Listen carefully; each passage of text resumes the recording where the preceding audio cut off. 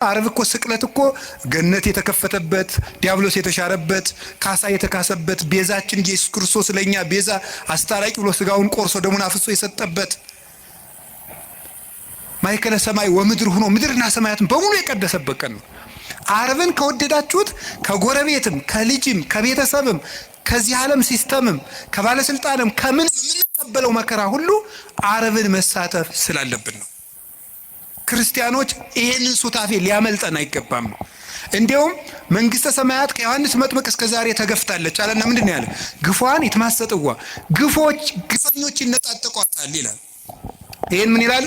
መከራ አይለፈን ብለው ልክ የተራቡ ሰዎች የሚወዱትን ምግብ እየተነጣጠቁ የሚመሩት መከራውን እየተነጣጠቁ ትሩፋቱን የሚሰሩት ናቸው። እነ ቅዱስ ፋሲለደስ እኮ ምንድነው ያሉት መሰላችሁ?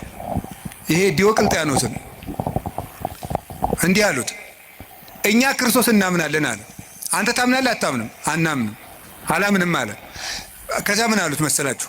ክርስቶስን የሚያምንን ሰው እምትገልድ ሰው አይደለ፣ እኛን የማትገለን ከሆነን አንተን እንገላለን አሉት። እንዴ ምን ማለት ነው ይሄ? ክርስቶስን የሚያምን ሰው ይገላል። እነሱን ግን በስልጣናቸው ፈልቶ እነሱ ሰማዕትነትን እየፈለጉ አልገላቸዋል። ክርስቶስን የሚያምነውን ሁሉ ክርስቲያኖች ከገደልክ እኛም ክርስቲያኖች ነን፣ ክርስቲያኖች ያንን ለምን የማትገደል ብለው እንዲገላቸው ያስፈራሩት ነበር። ሰማዕትነትን ከመውደዳቸው የተነሳ ማለት ነው። ስለዚህ ከክርስቶስ ጋር መሳተፍ እንዴት እድል ነው። ቅዱስ ጳውሎስ ምንድነው ያለ መሰላችሁ?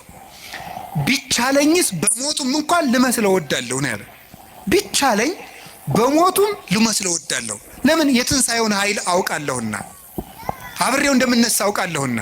ስለዚህ ምንም ነገር በሽታ ሊሆን ይችላል፣ ማጣት ሊሆን ይችላል፣ እንግልት ሊሆን ይችላል፣ መገፋት ሊሆን ይችላል፣ ስም መጥፋት ሊሆን ይችላል፣ ዓርብ ነው።